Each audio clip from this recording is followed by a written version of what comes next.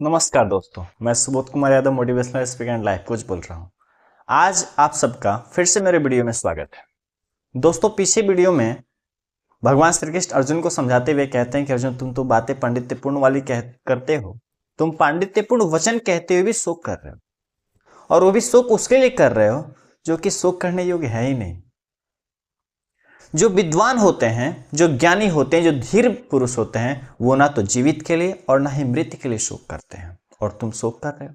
भगवान श्री कृष्ण आगे के श्लोकों में अर्जुन को समझाते हुए कहते हैं, न त्वेवाहं जातु नासं न त्वं नेमे जनाधिपा न चैव न भविष्यामः सर्वे वयमतः परम।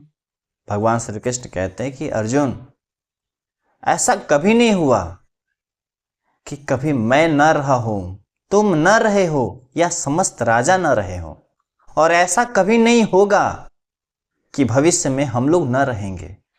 यानी हम लोग कल भी थे, आज भी हैं और कल भी रहेंगे। फिर शोक क्यों करना?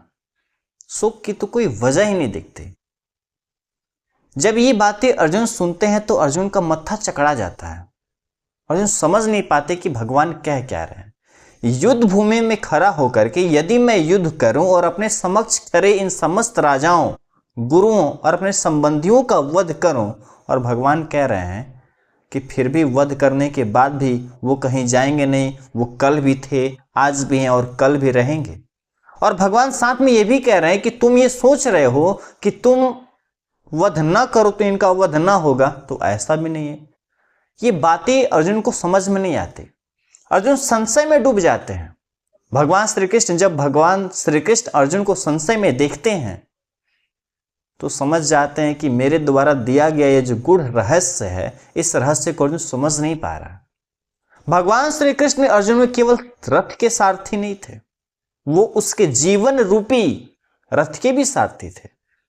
अतः अर्जुन के संशय को दूर करना भी भगवान श्री कृष्ण का काम था। तो भगवान श्री कृष्ण अगले श्लोक में अर्जुन के संशय को दूर करने का प्रयास करते हैं और कहते हैं कि अर्जुन, शोक मत करो, शोक करने का कोई कारण नहीं है। और श्लोक बोलते कहते हैं, देहिनो अस्मिन् यथा देहे कौमारम यौवनम जरा तथा देहांतर प्राप्ति धीरस्तत्र न मोह्यते। भगवान श्री कृष्ण अर्जुन से कहते हैं कि अर्जुन, जिस प्रकार से यह शरीरधारी आत्मा बाल्यावस्था से तरुण अवस्था में और फिर वृद्धा अवस्था में निरंतर अग्रसर होते रहता है, ठीक उसी प्रकार से मृत्यु के बाद यह आत्मा एक शरीर को छोड़ करके दूसरे शरीर में चली जाती है। जिस प्रकार हम लोग एक वस्त्र को त्याग कर दूसरे वस्त्र को धारण कर लेते हैं, ठीक उसी प्रकार से शरीरधारी आत्मा एक शरीर को त्याग करके दूसरे शरीर को धारण करती है। अर्थात इसमें शोक करने की क्या आवश्यकता? शोक करने वाली तो कोई बात नहीं है। हम लोगों के जीवन में भी, वहां तो भगवान श्री कृष्ण अर्जुन को समझा रहे हैं, लेकिन हम लोग के जीवन में भी शोक होता है, क्योंकि हम लोग के पास आसक्ति है और आसक्ति से मोह उत्पन्न होता है, और मोह जो होता है शोक को जन्म देता है और दुख को जन्म देता है। भगवान श्री कृष्ण कहते हैं कि इस प्रकार के परिवर्तन से धीर व्यक्ति कभी भी मोह को प्राप्त नहीं होता। मोह नहीं स्वीकार करो, मोह नहीं स्वीकार करो, हो रहे परिवर्तन को अंगीकार करो, हो रहे परिवर्तन को अंगीकार करो। मत कर शक उसकी नियति पर, मत कर शक उसकी नियति पर। छोड़ चिंता, बंद तू विलाप कर, तू कर्म कर, तू कर्म कर, तू कर्म कर। खाली हाथ तू आया है, खाली हाथ ही जाएगा। खाली हाथ तू आया है, खाली हाथ ही जाएगा। क्या तेरा बनाया है जो बिगड़ जाएगा? क्यों करते हो चिंता, क्यों करते हो शोक? हम लोगों ने क्या बना लिया है जो बिगड़ जाएगा? खाली हाथ तू आया है, खाली हाथ ही जाएगा। क्या तेरा बनाया है जो बिगड़ जाएगा?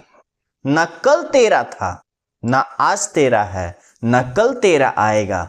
उसकी मर्जी बिना पत्ता भी ना डोल पाएगा। जो हुआ, जो हो रहा है और जो होएगा, तू सब कुछ बेहतर ही पाएगा, क्योंकि उसकी मर्जी बिना तू सांस भी ना ले पाएगा। क्यों करते हो चिंता? जब सब उनकी मर्जी से होता है फिर चिंता की तो कोई बात ही नहीं, शोक करने की कोई बात ही नहीं। उठ, उठ तू प्रयास कर। हाँ, उठ, उठ तू प्रयास कर। हार जीत के फल से दरकिनार कर। उठ तू प्रयास कर, हार जीत के फल से दरकिनार कर। स्नेह लगन यदि तू लगाएगा, वो तेरा साथ जरूर निभाएगा और उचित फल तक तुझको पहुंचाएगा। जय श्री कृष्ण।